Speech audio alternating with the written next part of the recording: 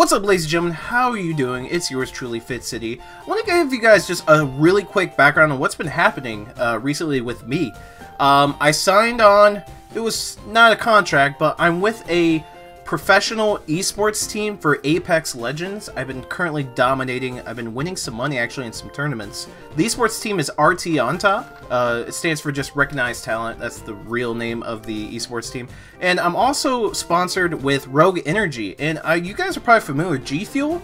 Rogue Energy is just as good, if not better, to be honest with you. I've looked at the label. You can read the label. It's absolutely incredible. I actually have some Rogue Energy samples here. I've tried it. It's really good. I really do like it. So if you're a gamer and you want some extra energy, use the code at checkout RT on top, as you see on the screen here, for a 10% discount at checkout on all purchases. And right now, if you see at the top here, there's a BOGO of buy one tub, get one 50% off, and you can still use my discount code on top of that. So it's some insane deals going on. And yes, all the flavors that you see, these aren't all of them, they all taste amazing. So if you want some good energy while you're gaming or just waking up or throughout the day, use the discount code, save you some money, get some good, clean, healthy energy, and you're good to go. Now let's get into the cream of the crop today. First off, we're gonna go over the little research day briefing that we have. The quests have been coming out. So Battle in the Gym gets you the Clamp Roll. Use a super effective charge attack gets you a Clamp Roll. A Battle in a Raid, use a certain amount of berries. Catch a Magikarp or a Whalmer, which is going to be extremely easy to do. Catch a Psyduck or a Krabby, that's going to be easy to do. Catch a certain amount of water type, evolve a certain amount of water type, make a certain amount of curve throws, make a certain amount of great throws, make a certain amount of great throws in a row, make a certain amount of nice throws, same thing, certain amount of nice throws in a row, and spin a certain amount of Pokestops. Now you get 2 times Stardust per water spawns, and that should be the only thing popping up during the amount of this time. Clamp Roll will not be shiny, unfortunately, but there's a lot of shiny chances that you see at the bottom. Squirtle, Psyduck, Shellder, Krabby, Magikarp, Ammonite, Kabuto, Totodile, Wingull, Whalmer, Phoebus finally has, you know, the chance. It always has, but this is kind of pretty cool. And Lovedis, so this is incredible. One thing that I'm a little iffy on is Krabby actually being shiny possible. It was shiny possible during a specific research-like quest throughout a month, but I've seen 0 reports of a shiny Krabby since then, all the way up till now. So I'm curious to see if Niantic will fix this tomorrow. I want to see reports of those Krabbies. If you guys do find one, let me know in the comment section down below after tomorrow. Now, let's cover what we immediately came to do, and that's cover Huntail and Gorebyss. How good are they going to be in PvP? Well, first off, let me just say that these Pokemon look incredible. I'm excited for some new, cool-looking Pokemon. I don't know about you guys, but I'm pumped. Now, looking at the stats, 2340. This makes this Pokemon probably extremely good in the Ultra League because you can max it out and have max stats, which is something that's actually really, really beneficial no matter what league you're in. Specifically the Ultra League though, because a lot of Pokemon that people use have Pokemon that have stats that max out over 2500.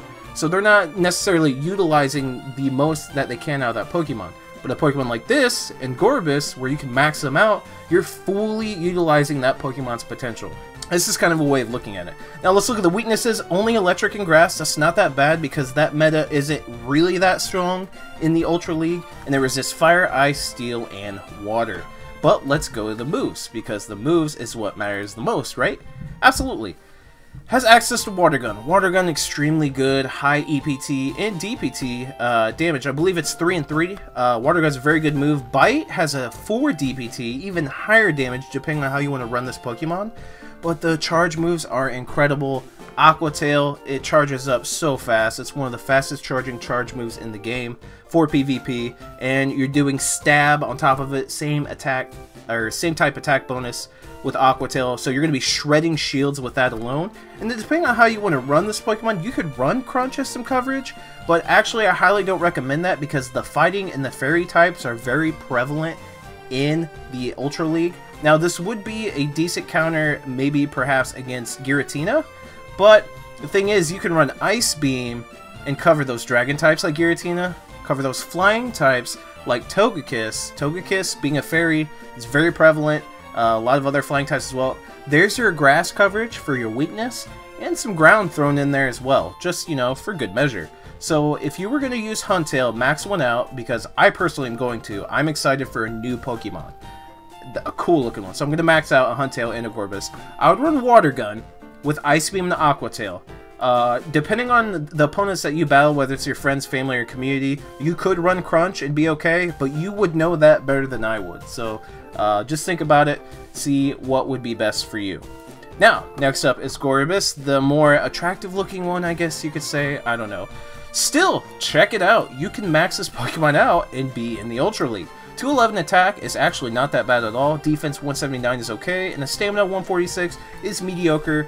It has the same resistances, but let's go ahead and look at the moves here. The moves are different, and this is what's interesting. You could run Water Gun or Confusion. Remember, Confusion got a buff. It's actually an extremely good move. It hits like a hammer, and it actually has some pretty solid energy per turn gain as well for your charge moves. Now, the charge moves are a little bit more set in stone on what you should use.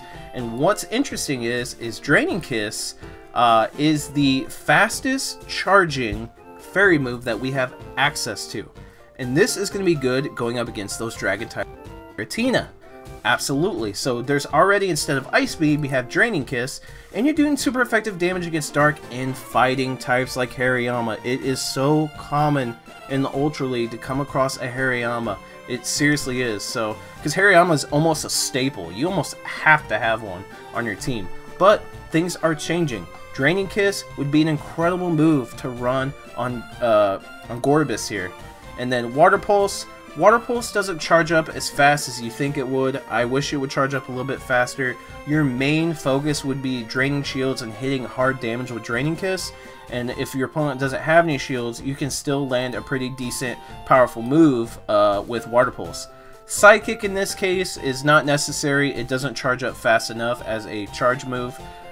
Confusion could be kind of the replacement of that. If you're running Confusion anyway, why would you need Psychic? Because your Confusion could do super effective damage against a fighting type or a poison type, for example. Because Muck can be encountered. Even though Psychic doesn't do that much damage to Dark, you'll end up doing about, I think, almost neutral damage. So that's still pretty good, given the fact that how powerful Confusion is as a quick move anyway.